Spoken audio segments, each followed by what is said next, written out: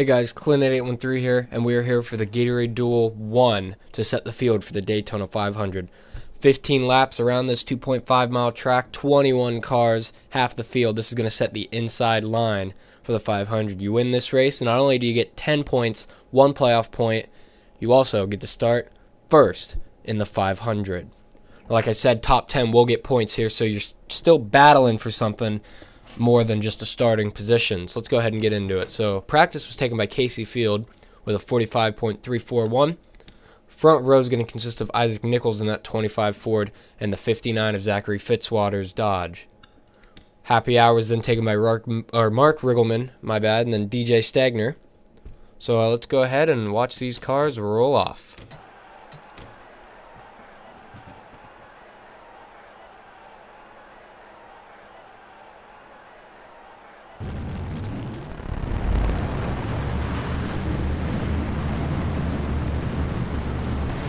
Let's go ahead and go through the pack to get to know them.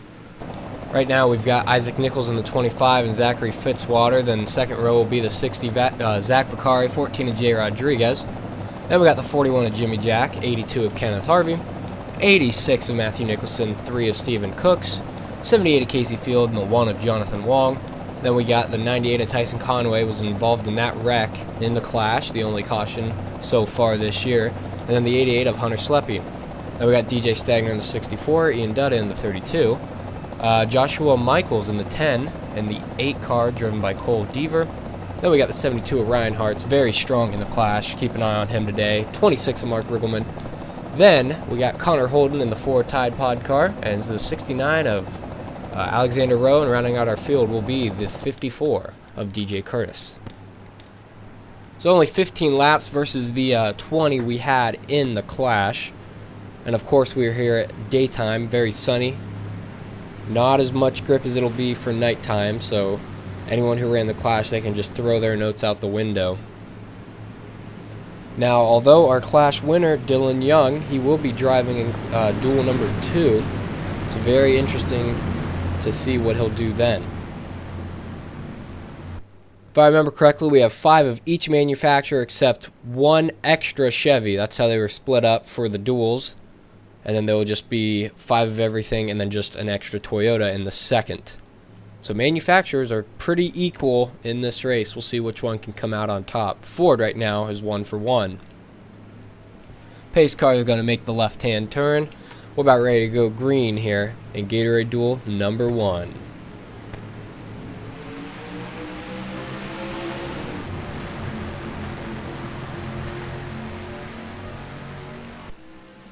Pretty close start. Zach Vicari is going to look under the 25, maybe even try to make it 3 wide going into turn 1.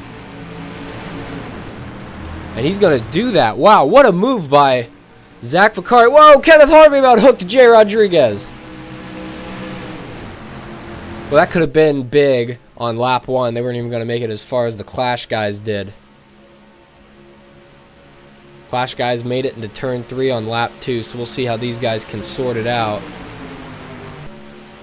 Hopefully better, but we'll have to see. A lot of them, this is the first time they've been on track.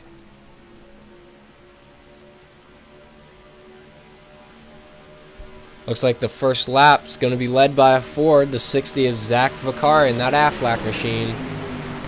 But Casey Field's going to look for the lead on the bottom. Everyone wants that playoff point. It will be oh so valuable come playoff time, especially with 13 races.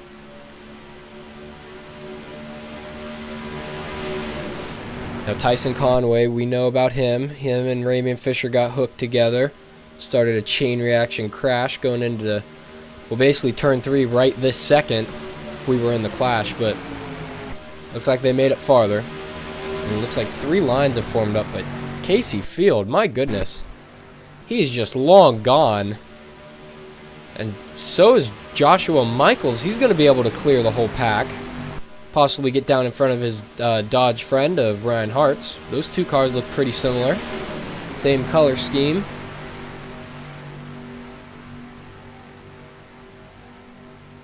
Yeah, I mean, Casey Field and Joshua Michaels looks like they're just going to hook up and just try their best to drive away from this pack because, I mean, we're waiting for the big one. We know it's probably going to happen.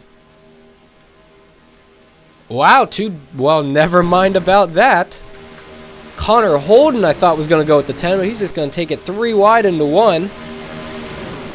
And is going to go for the lead.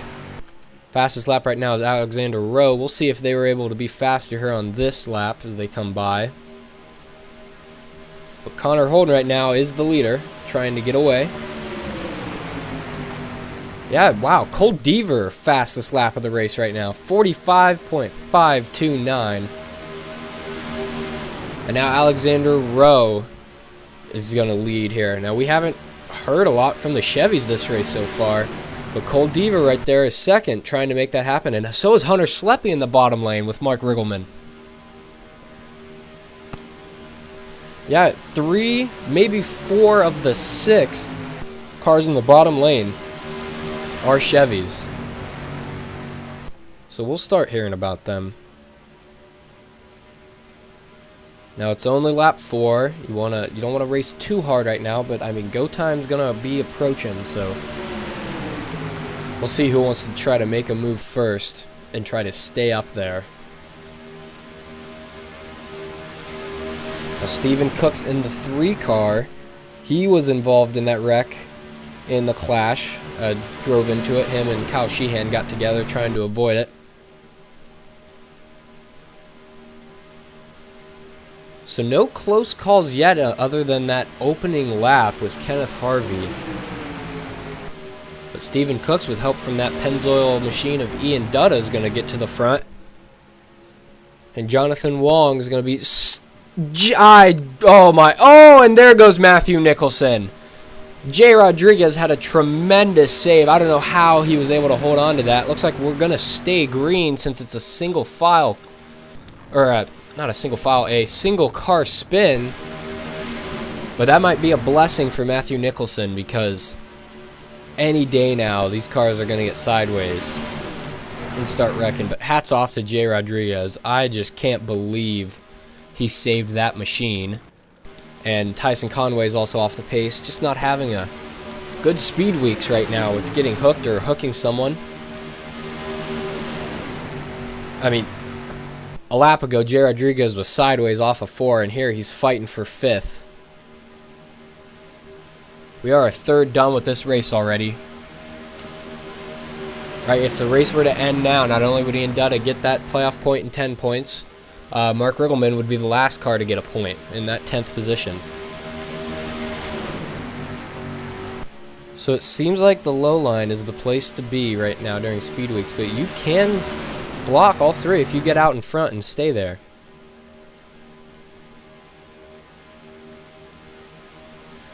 Well, someone we haven't talked about a lot this race, that 64 Alabama University car of DJ Stagner.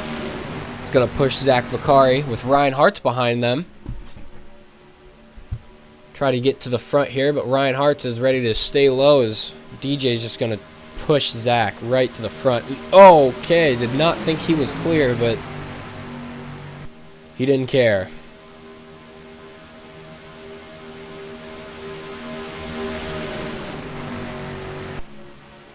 You just do not want to get stuck in that middle lane. That seems to be the lane that's doing the worst. And well, this inside lane looks like to be dissipating. Oh, I stand corrected. Case Field's going to go low, try to pick up the aid of Cole Deaver. But DJ Stagner is going to be challenging for the lead. Now, what's beneficial to these drivers is this will be basically the conditions we're racing the 500 in. So a lot of notes they can be taken right now on how they want their car set up for the 500 and how they can drive it. Casey Field, I could have swore he was in that middle lane, has found his way back up to the front, but doesn't look like he'll be able to stay there. Like I said, that inside line is just too dominant. And we're getting to that point now. If we have a yellow, it might be 1 or 2 lap shootout, so if they are going to wreck, it's going to be soon. Well, I don't know about you guys, but that 69 Red Bull car back there was scaring me a bit. I thought they were 4 wide And I know that was not going to work itself out, but it somehow did. As the leader of that lap was Joshua Michaels, but he'll be in the top lane now as we have 6 laps to go. Connor Holden, I remember he, like a couple laps ago, he was dead last, now finding himself up front. Going to try to make a move on Steven Cooks going into 3. He's got to watch that inside lane. Here comes Hunter Sleppy now. The 88's going to take the lead. 3 Chevys in a row right there in the bottom lane working together. That's what you want to see happen if you want to get to the front.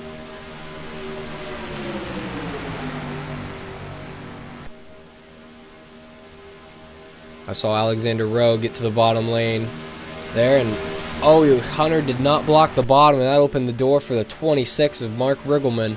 And here comes Kenneth Harvey. 4.5 laps to go. Who wants to start on the pole for the 500? Will Ford make it 2 for 2, or one of these manufacturers spoil the party? I mean, look at that. All three Chevys are leading to 3 lines right now.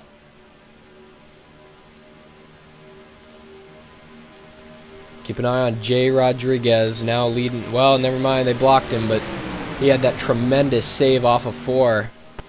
I'm going to say about 5 laps ago. But poor Tyson Conway and Matthew Nicholson off the pace. Not sure I don't believe they'll catch Matthew Nicholson. We'll see, though. Not much damage was done to those cars, just... And what happened back there... That is... I don't know if I'm... There we go. Jimmy Jack looks like he might have blown a motor. And that hurt Joshua Michaels, who was probably behind him. So now we've got...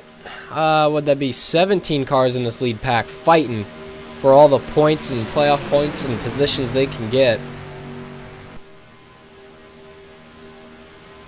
And yes, I was correct. 17 cars here now have a chance. Isaac Nichols in that bottom lane, wanting to make something happen. Zach Vicari is going to go ahead and take the lead. Boy, what an aggressive block Zach just did, but that opened the door for DJ Stagner now. Going to take it 3 wide for the lead. If you were wondering when crunch time is, it's now. Coming off 4, it's going to be 2 laps to go. DJ Stagner's looking like he'll lead him down. Throws another aggressive block. That opened the door. Casey Field now with help from Isaac Nichols and Jonathan Wong. Haven't talked about Jonathan all race. Some guys have just been stuck in the middle lane and not made any headway. You want to get down to the bottom as soon as you can. Boy, Casey Field now is looking to make a move. Might have a new leader. Casey Field's going to go ahead and take the lead away from DJ Stagner.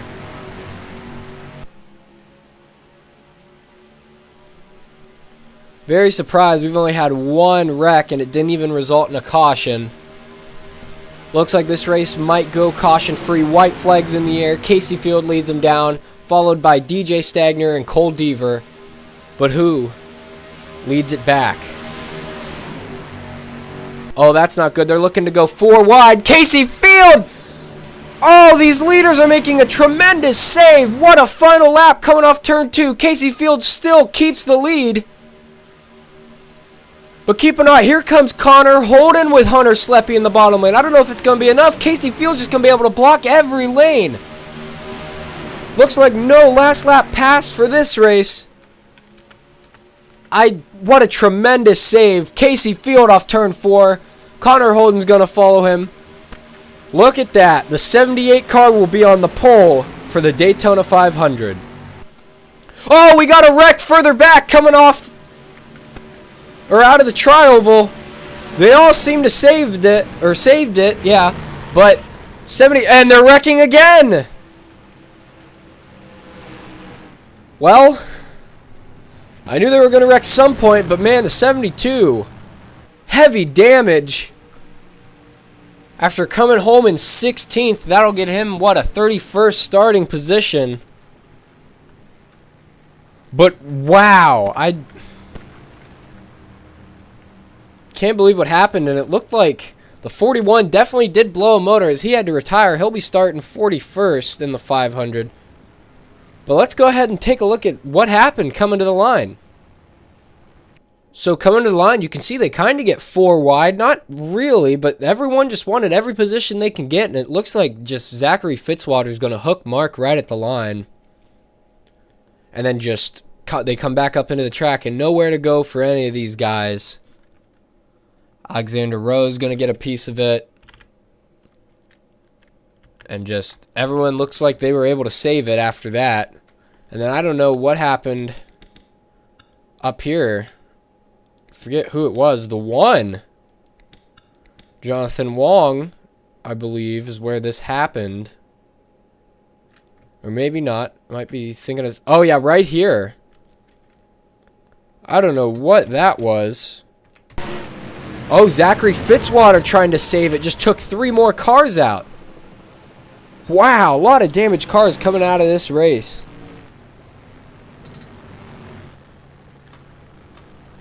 Not good for those cars, or the guys that were okay with their cars, but let's go ahead and take a look at the official standings. Here are the people who are receiving points from this race. Casey Field, Connor Holden, Hunter Sleppy, DJ Curtis, Stephen Cooks, Isaac Nichols, DJ Stagner, Cole Deaver, Ian Dutta, and Zach Vicari. They will round out your top 10 for 10 through 1 points, and then Casey Field's got 1 playoff point. That'll definitely help in the long run for this championship. I want to thank you guys for joining me. I will see you guys for Gatorade Duel number 2 at night.